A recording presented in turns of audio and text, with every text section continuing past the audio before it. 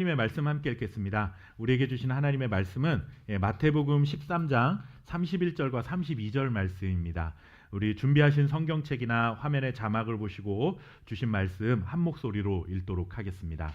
자, 또 비유를 들어 이르시되, 시작. 또 비유를 들어 이르시되 천국은 마치 사람이 자기 밭에 갖다 심은 겨자씨 한 알 같으니 이는 모든 씨보다 작은 것이로되 자란 후에는 풀보다 커서 나무가 되매 공중의 새들이 와서 그 가지에 깃들이니라. 아멘. 인터넷이 우리 생활과 아주 밀접해지면서 우리가 누릴 수 있는 여러 가지 유익들이 있습니다. 그 중에서도 가장 유익한 것 중에 하나는 원하는 정보를 우리가 미리 검색해 볼 수 있다라고 하는 것이죠. 요즘 젊은 사람들은 어디 식당을 한번 가더라도 그냥 가는 경우가 거의 없습니다. 그 식당에 대한 모든 정보, 어떤 메뉴, 가격은 얼마인지, 사람들이 맛있게 먹었는지 이런 것들을 전부 다 한 번 정도는 다 검색을 해보고 그런 곳에 또 찾아갑니다. 물론 검색한 정보가 항상 100% 맞는 것은 아니죠. 그렇지만 유익한 사전 정보를 알아봄으로써 우리가 뭔가 새로운 것을 선택할 때 거기에 따르는 어떤 위험 부담을 조금은 줄일 수 있기 때문에 인터넷이라고 하는 것을 통해서 우리는 그렇게 검색을 합니다. 하지만 항상 사전 정보가 유익한 것은 아닙니다. 왜냐하면 열심히 검색해서 알아볼 만큼 알아보고 갔는데 막상 실제로 가보니 기대했던 것에 못 미쳤을 경우에는 그 실망감도 훨씬 더 커지기 때문에 그렇죠. 굉장히 유명한 맛집이라는 어떤 그런 검색을 찾아보고 야 줄을 서서라도 내가 이 집 음식은 꼭 한번 먹어봐야 되겠어 라고 할 때는 얼마나 우리 마음속에 기대감이 있습니까? 굉장히 맛있을 것 같다라는 그런 기대감이 있죠. 그런데 막상 가보니까 별로 맛이 없을 때 그 허탈감은 더 크다라는 것입니다. 알지 못하고 그냥 갔는데 맛이 없으면 에이 그냥 맛이 없네 그냥 그러고 말 텐데 뭔가 기대를 잔뜩 하고 갔다가 맛이 없으면 그만큼 실망감도 커지게 마련입니다. 저는 신앙생활도 비슷한 그런 경험을 할 수 있다라고 생각합니다. 왜냐하면 하나님을 믿고 하나님의 말씀대로 살아가야 되겠다라는 선택으로 우리는 예배하고 하나님 앞에서 이렇게 살아갑니다. 물론 우리는 그렇게 믿죠. 우리가 하나님을 선택하기 전에 하나님이 먼저 우리를 선택하셨기 때문에 하나님께서 우리에게 믿음이라는 선물을 주셨고 그래서 우리가 신앙생활을 하고 있다라고 믿지만 그럼에도 불구하고 우리도 하나님을 선택하고 또 많은 교회들 중에서 우리 함께 교회를 선택한 데에는 우리의 의지적인 선택이 분명히 있었다라는 것 또한 부인할 수는 없습니다. 하나님의 사랑이 너무나 커서 그것만으로도 충분하고 또 하나님의 은혜를 생각하면 더 이상 다른 아무런 이유가 없어도 하나님을 믿는 것이 당연한 것이라고 우리는 신앙 고백을 합니다. 그러나 그런 고백과 동시에 솔직히 우리 마음속에는 하나님에 대한 기대도 있습니다. 어떤 기대입니까? 하나님을 믿고 신앙생활 잘하면 하나님께서 내가 생각하지 못했던 뭔가 큰 은혜를 주시지 않을까, 복을 주시지 않을까라고 하는 이런 기대를 갖는 것이죠. 저는 신앙생활을 하면서 이런 어떤 하나님께서 내려주실 축복에 대해서 기대하는 것이 잘못되었다고 생각하지는 않습니다. 그것이 우리의 신앙의 유일한 목적이 되어서는 안 되겠지만 분명히 우리는 신앙생활을 하는 가운데 하나님이 내게 베풀어 주실 은혜에 대한 기대를 가지고 살아가는 것은 매우 감사한 일이다라는 생각이 듭니다. 그런데 신앙생활을 하는 우리들의 현실은 어떻습니까? 하나님을 믿을 때 이런 일들이 있었으면 좋겠다 하고 기대했던 모든 일들이 우리가 살아가는 날 동안 모든 것들이 다 내 뜻대로 다 이루어지는 것은 아니다라고 하는 것이죠. 전능하신 하나님을 믿으며 능치 못할 일 없다는 이 믿음의 고백을 우리는 수없이 되뇌며 또 우리는 하나님께 무엇인가 계속 기대하며 그렇게 신앙생활을 합니다.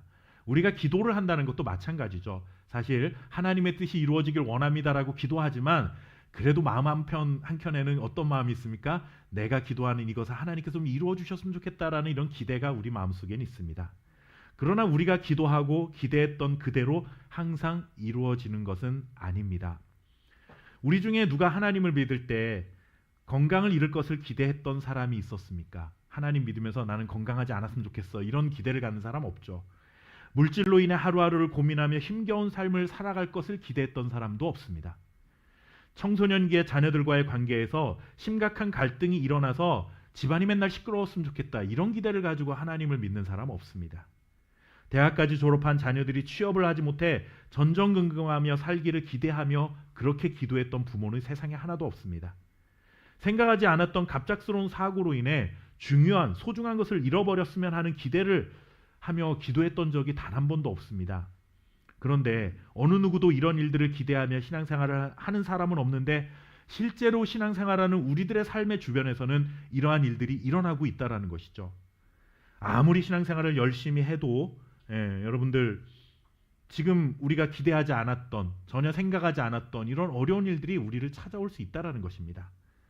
그러다 보면 우리는 신앙생활에 대한 실망감을 느끼게 되는, 허무감을 느끼게 되는 순간들을 맞이할 수 있는 것입니다.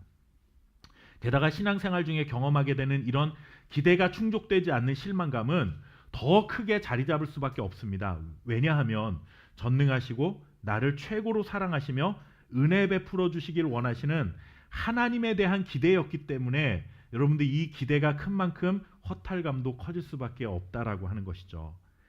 인터넷이나 여러 가지 이런 온라인상에 업데이트된 정보와는 비교할 수도 없는 정말 신뢰도가 높은 게 하나님이시잖아요. 여러분들 아무리 정보가 인터넷에 올라와 있는 정보가 믿을 만한 정보라 해도 하나님에 대한 신뢰도와는 비교가 할 수 없는 그런 것 아니겠습니까?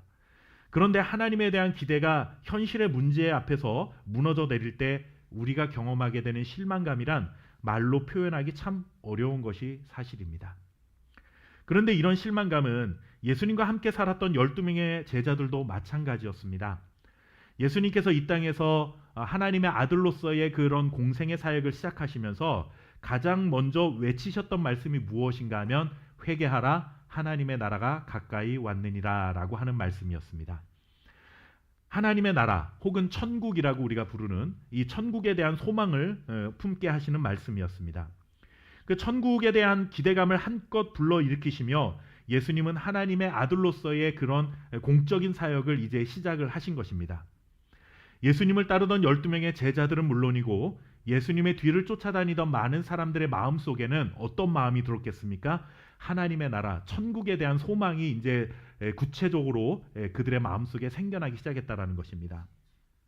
그들은 기대했던 하나님 나라의 모습이 있습니다. 천국이 있습니다. 왜냐하면 구약에서도 보면 하나님의 말씀이 메시아가 임하고 하나님이 회복하시는 그날이 오면 이런 나라가 이루어질 거야 라고 하는 하나님 나라에 대한 여러 가지 어떤 소망을 품게 하는 말씀들이 기록이 되어 있기 때문에 그런 구약의 말씀들을 그동안 배워오고 익혀왔던 유대인들의 마음속에는 하나님의 나라, 천국에 대한 이런 단어를 듣는 순간 아, 이런 나라가 오겠구나라고 하는 기대감이 품게 되는 그런 모습들이 있었다라는 것이죠.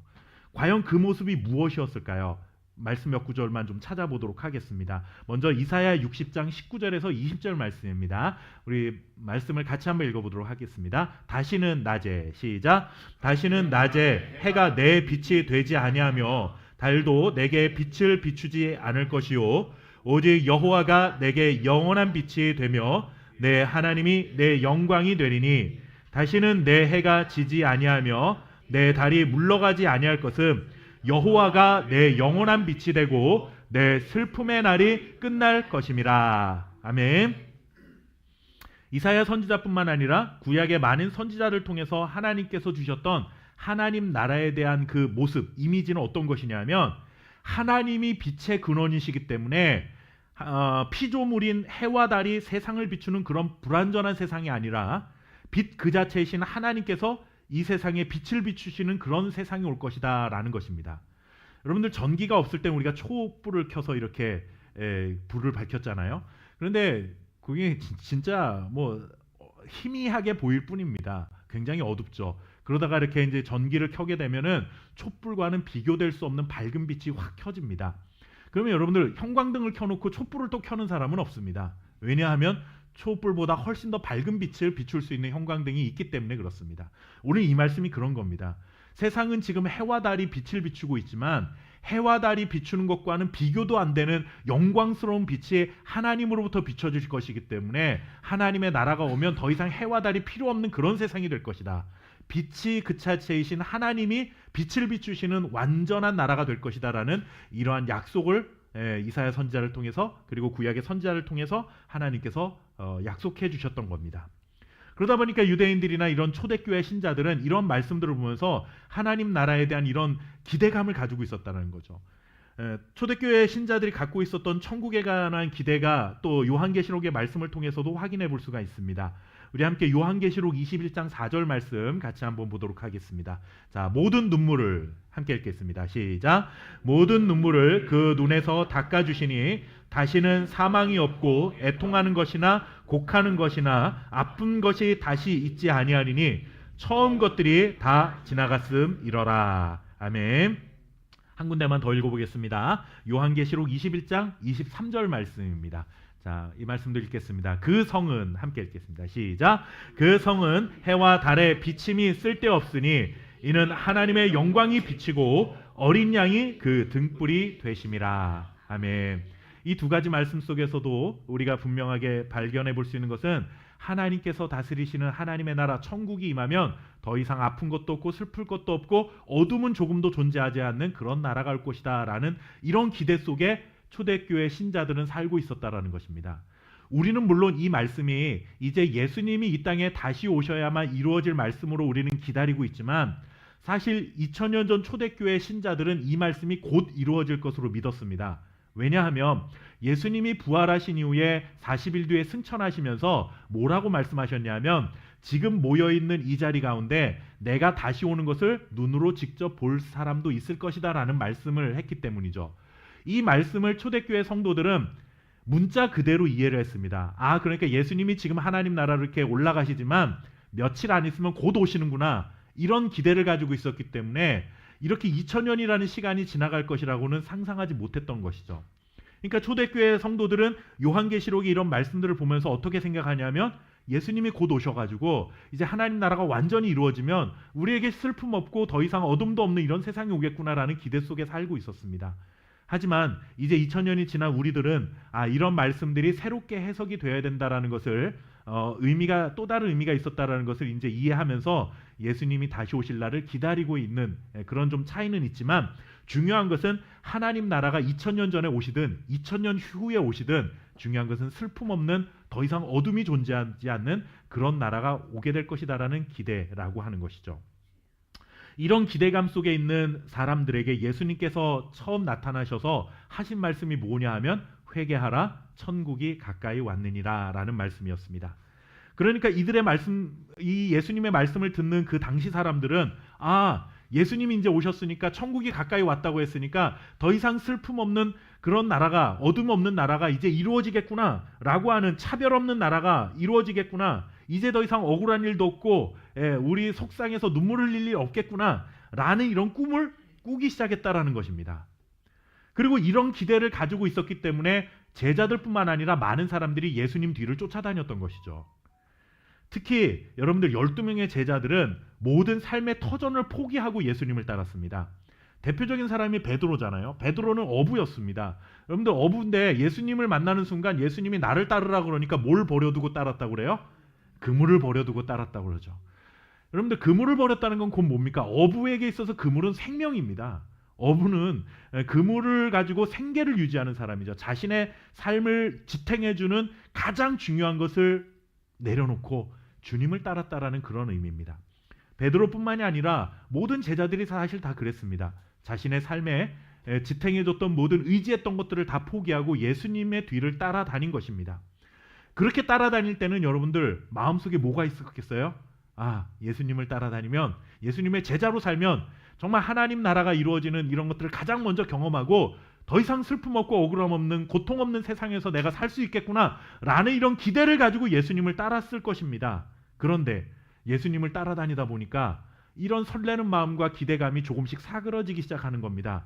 조금 시간이 지나고 나니까 이게 맞나 싶은 고개를 갸웃거리게 만드는 일들이 생겨나기 시작합니다. 예수님께서는 이 땅에 왕으로 오셔서 당시 로마의 황제를 비롯한 세상의 권력자들의 권력을 꺾으시고 의로운 통치로 완전히 평화로운 세상을 만들어 가실 것이라는 기대가 있었는데 실제로 예수님의 모습은 어땠습니까? 맨날 그런 사람들한테 치이고 비난받고 쫓겨다니고 도망자처럼 여기저기 이렇게 힘없는 나그네처럼 그렇게 살고 있었다라는 것이죠. 심지어 예수님을 죽이려는 사람들만 늘어날 뿐이었습니다. 예수님이 뭔가 충동적인 얘기를 하면 물론 따르는 사람들도 있기는 했지만 당시 종교 지도자들은 예수님을 죽이려고 달려들기 시작했습니다. 도무지 제자들의 입장에서는 그들이 처음 가졌던 기대했던 모습으로 하나님의 나라 천국이 이루어질 것인가에 대한 이런 어떤 그런 의구심이 강하게 생겨나기 시작했을 것입니다.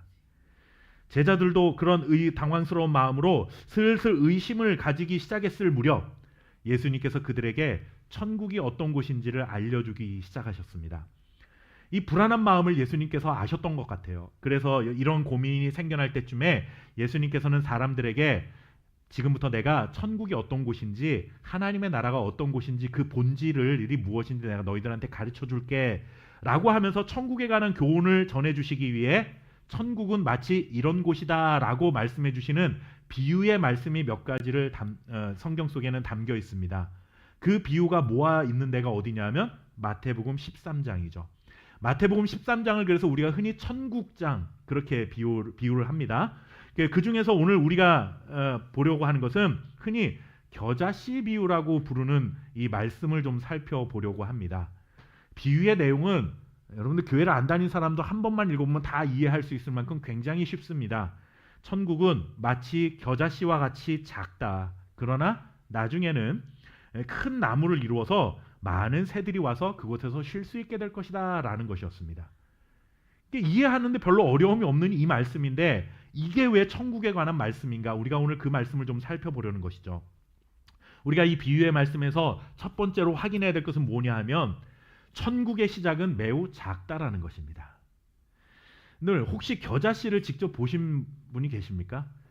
겨자씨가 눈으로 보이지가 않습니다. 여러분들 우리가 밀가루 이렇게 쏟아 놓으면은 그 가루 하나 이렇게 가루가 이렇게 하나씩 이렇게 구분해내기 쉽지 않을 정도로 정말 작잖아요. 근데 겨자씨가 그거보다도 더 작습니다.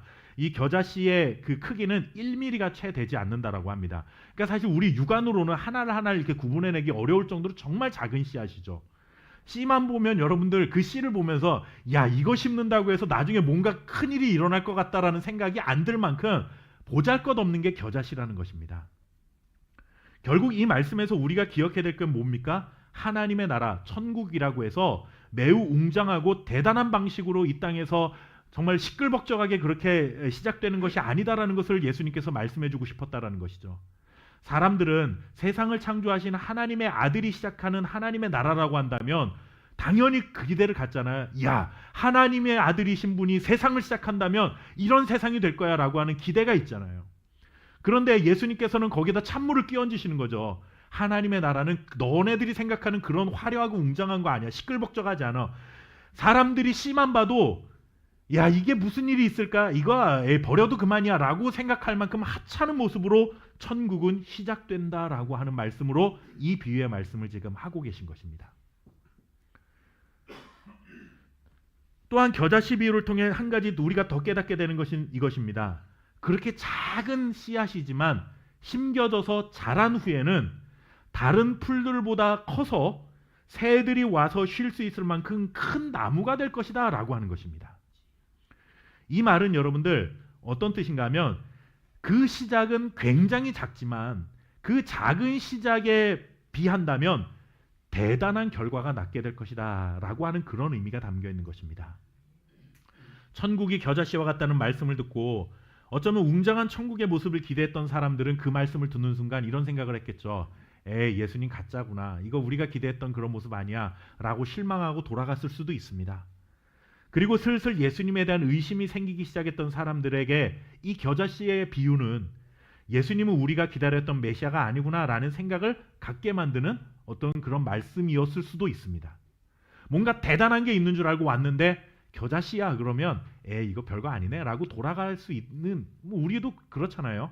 어딘가 뭔가 아까 처음에 예를 들었던 식당에 가서 맛있는 음식 먹을 줄 알고 대단한 지금까지 평생 먹어보지도 못한 그런 정말 맛있는 거 먹어볼 거라고 생각하고 1시간 2시간 줄을 서서 번호표 받고 기다렸다 딱 들어가서 먹었는데 우리 동네에 있는 그냥 식당이나 뭐 별 다를 거 없을 때 굳이 거기 가서 또 줄 서서 안 먹을 거 아니겠습니까? 예수님의 이 말씀을 겨자씨와 같은 천국에 관한 말씀을 들었을 때 사람들은 아마 그랬을 수도 있습니다. 이거 선택을 잘해야 되겠네. 예수님을 계속 따라다녀야 할지 아니면 이쯤에서 그만둬야 될지 그들의 마음속에 의구심이 들었을 것입니다. 그런데 예수님께서 이런 사람들을 실망시키시는 말을 왜 하셨을까요? 여기에는 예수님의 의도가 있습니다. 그것은 무엇인가 하면 겉으로 보이는, 눈으로 보이는 그런 것이 전부가 아니라 그 작은 것 안에 숨겨져 있는 본질을 볼 수 있어야 한다라는 사실을 예수님께서 말씀하고 있었다라는 것입니다. 천국의 시작은 겨자씨와 같이 아주 작고 초라하지만 그 작은 씨앗 속에는 1mm도 안 되는 그 작은 씨앗 속에는 담겨 있는 눈에 보이지 않는 본질의 크기는 우리가 기대할 수 있는 것보다 훨씬 더 그 상상 이상의 것이 그 안에 담겨 있다라는 것을 말씀하고 있는 것입니다. 우리가 이런 겨자씨 비유를 잘못 이해하면 안 됩니다. 뭐 어떻게 이해하냐면 내 시작은 작지만 나중에 크게 창대하리라, 이런 식으로 이해하는 경향이 있습니다. 우리 교회의 상황에 적용해 보면 이런 거죠. 개척교회라 작은 교회로 이렇게 시작을 했지만 하나님이 5년 뒤 10년 뒤에는 2,000명 3,000명 모이는 큰 교회가 되게 하실 것입니다. 우린 그것을 믿습니다. 이런 식의 말씀으로 이런 말씀들을 이해하면 안 된다라는 겁니다. 뭐냐 하면, 물론 큰 나무를 이루겠다라는 말씀 속에는 뭐냐 하면 1mm도 안 되는 겨자씨 속에는 큰 나무가 될 수 있을 만한 본질이, 크기가 얼마나 큰 본질이 그 속에 담겨 있는지를 알아야 된다, 이 말씀을 하고 있는 것이죠. 우리 교회가 커야만 큰 나무가 되는 게 아니라 이미 교회라는 이름으로 예수 그리스도의 말씀을 선포하고 하나님의 뜻을 따라 정말 건강한 교회로 세워진다면 크기에 상관없이 그 교회 안에는 정말 큰 나무를 이룰 수 있을 만큼의 커다란 본질이 그 안에 숨겨져 있다라는, 이것을 볼 수 있어야 된다라는 것이죠. 그런데 여러분들, 한 가지 재미있는 표현이 있죠. 이겁니다. 겨자씨가 자라면 풀이 되는 게 맞습니까? 나무가 되는 게 맞습니까?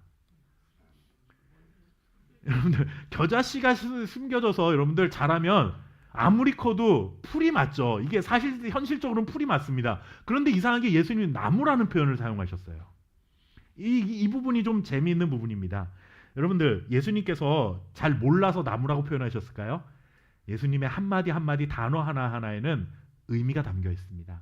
여기에는 굉장한 큰 의미가 담겨 있습니다. 우리가 이 말씀을 이해하려면 구약의 성경을 좀 함께 좀 읽어봐야 되는데, 에스겔서 17장 23절 말씀을 같이 좀 읽어보도록 하겠습니다. 자, 이스라엘 높은 산에, 함께 읽겠습니다. 시작.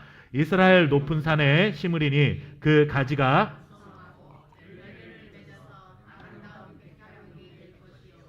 각종 새가 그 아래에 깃들이며 그 가지 그늘에 살리라. 아멘.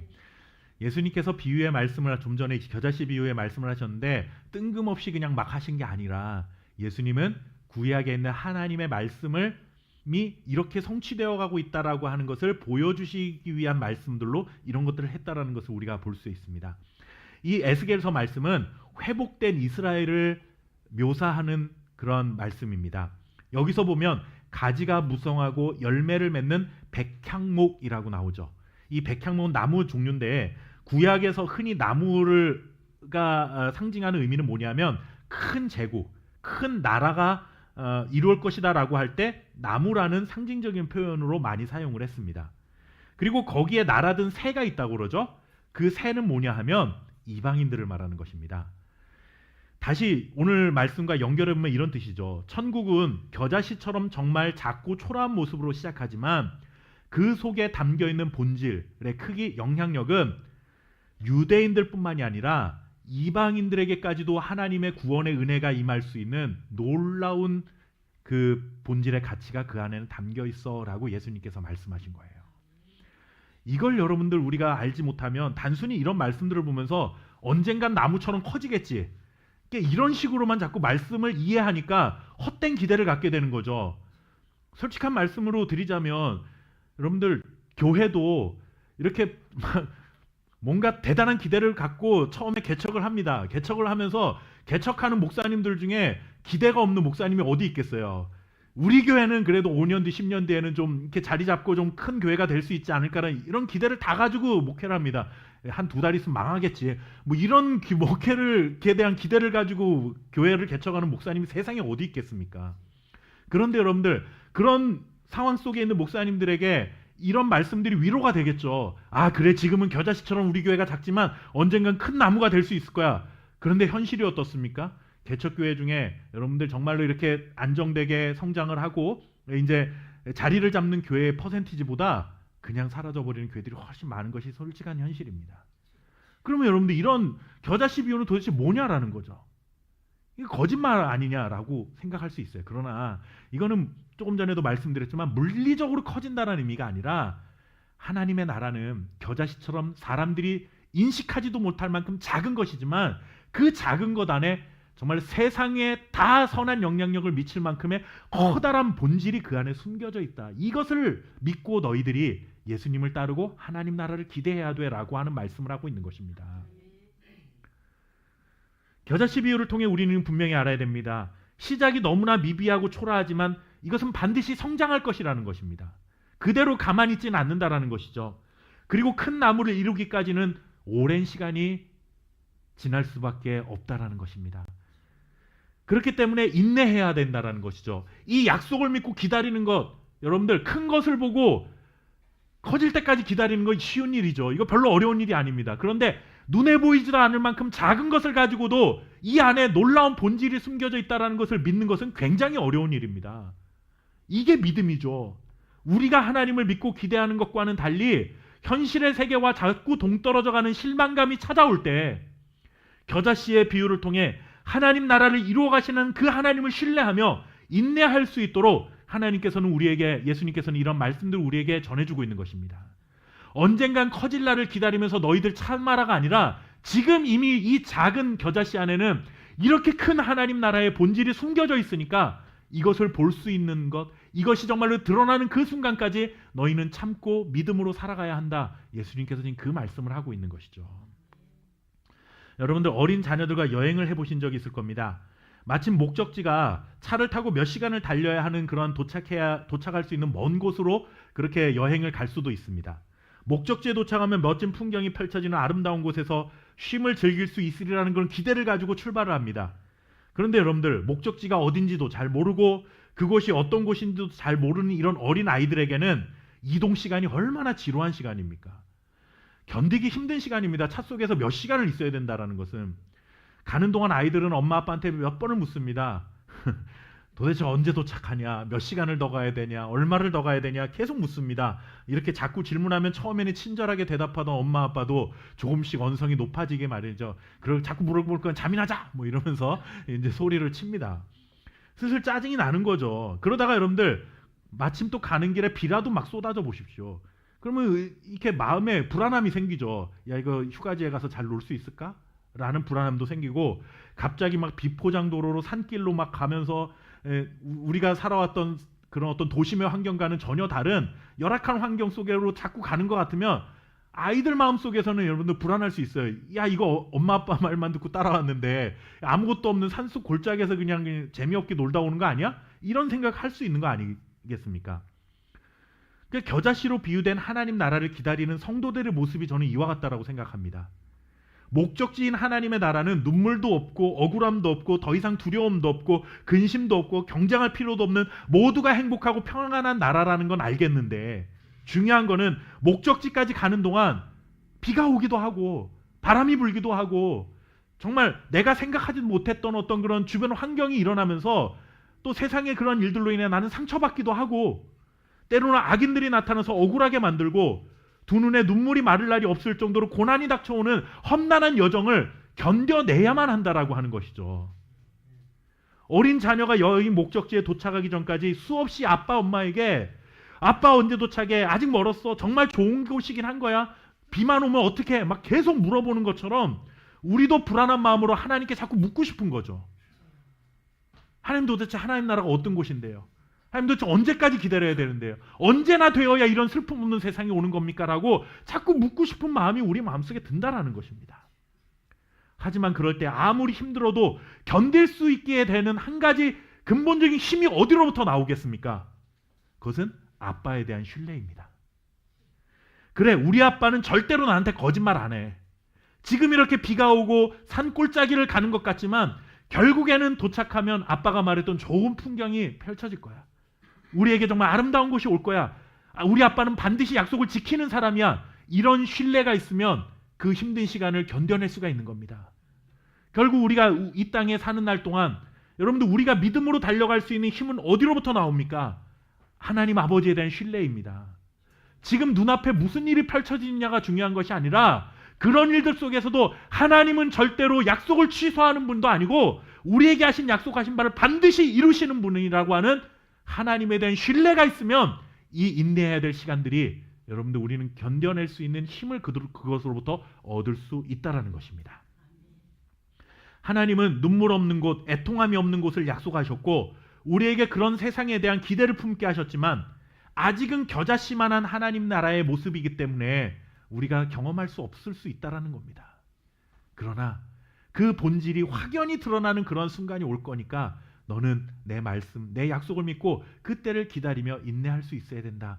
예수님께서는 그 의도를 가지고 겨자씨의 비유를 전해 주신 것입니다. 여러분들, 그런데 한 가지 중요한 게 있습니다. 예수님께서 이런 말씀들을 하실 때 아무것도 약속을 안 하시면서 그냥 나만 믿고 따라와, 무작정 그냥 우리 멱살을 잡고 끌고 가듯이 그런 식으로 끌고 가지 않으신다라는 겁니다. 여러분들, 마태복음 5장 4절 말씀을 한번 볼까요? 자, 우리 마태복음 5장 4절 같이 한번 읽어보겠습니다. 애통하는 자는, 시작, 애통하는 자는 복이 있나니 그들이 위로를 받을 것이니요. 아멘. 겨자씨 비유를 말씀하시기 전에 이미 이와 같은 약속의 말씀을 하셨던 거죠. 애통하는 자는 하나님의 위로를 경험할 것이다. 이 약속을 하신 다음에 시간이 지나고 나서 겨자씨 비유를 하신 겁니다. 우리의 기대와 현실에서 이 벌어진 간극을 메우시기 위해 예수님께서는 따뜻한 위로와 격려의 말씀을 이미 해주셨던 거죠. 이 말씀은 뭐겠습니까? 예수님을 따를 때 애통하는 순간들이 올 수 있다라는 거죠. 그러나 그 애통하는 순간들 속에서 하나님의 위로를 경험하게 될 거니까 슬퍼하거나 두려워하지 말고 끝까지 내 약속을 믿고 나를 따라오거라, 이 말씀을 하고 있는 것입니다. 우리는 어떤 상황 속에서도 자신의 계획을 포기하지 않으시고 겨자씨를 통해서 반드시 큰 나무를 이루시고야만 하는 하나님의 능력과 신실하신 사랑을 신뢰하고 살아가야 합니다. 2000년 전 예루살렘이라고 하는 작은 시골 마을의 한 언덕 위에 세워진 십자가를 통해 시작된 그 겨자씨만한 천국은 그때에 비하면 많이 성장했지만 아직은 큰 나무가 되기까지 여전히 시간이 필요한 시간 안에 우리는 살아가고 있습니다. 그래서 우리는 불안한 마음에 힘들어하기도 합니다. 하나님, 도대체 언제입니까? 언제 그 목적지에 도착할 수 있습니까? 라고 보채는 어린아이처럼 우리는 불안함이 생겨날 수 있어요. 애통하는 마음으로 눈물을 삼켜야 하는 순간들이 있죠. 그러나 우리는 애통하는 자를 위로하시는 하나님을, 그 약속한 그곳까지 인도해 주실 그날까지 위로해 주시는 하나님의 음성을 들으며 날마다 믿음의 발걸음을 걸어가야 한다라는 것입니다. 우리 함께 교회가 세워진 지 만 4년을 채웠습니다. 이제 5년째 되어갑니다. 아직은 겨자씨처럼 작은 교회일 수 있습니다. 그러나 하나님, 우리 함께 교회는 결코 작은 교회가 아닙니다. 왜냐하면 겨자씨처럼 작은 우리 함께 교회를 향한 하나님의 뜻과 약속은 큰 나무와 같이 크기 때문인 것입니다. 하나님의 약속이 이루어지는 그 시간까지 얼마나 더 인내하며 애통해야 될지 우리는 알지 못하지만 큰 나무가 되어 새들이 와서 깃들리라는 약속은 반드시 이루어질 줄 믿습니다. 그 약속을 이루시기까지 쉬지 아니하시는 열정으로 일하시는 하나님을 바라보며 한 걸음 또 한 걸음을 전진하는 우리 함께 교회 성도님들 되시기를 주님의 이름으로 축원합니다. 기도하겠습니다. 살아계신 아버지 하나님, 지난 4년을 지켜주신 것 감사드립니다.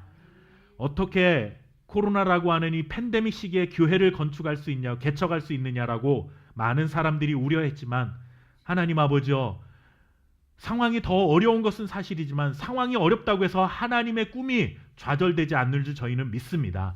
아버지여, 4년 동안 기적처럼 지켜주셨던 우리 함께 교회의 모든 발걸음을 앞으로 또 교회가 세워져가는 모든 일들 속에서도 함께 하실 줄 믿사오니 하나님, 큰 나무를 이루시는 그런 순간까지 하나님의 위로를 사모하며 또 하나님의 위로를 경험하며 그때를 기다릴 수 있는 사랑하는 우리 성도들, 그리고 또 저의 마음이 될 수 있도록 주님 우리와 함께하여 주시옵소서.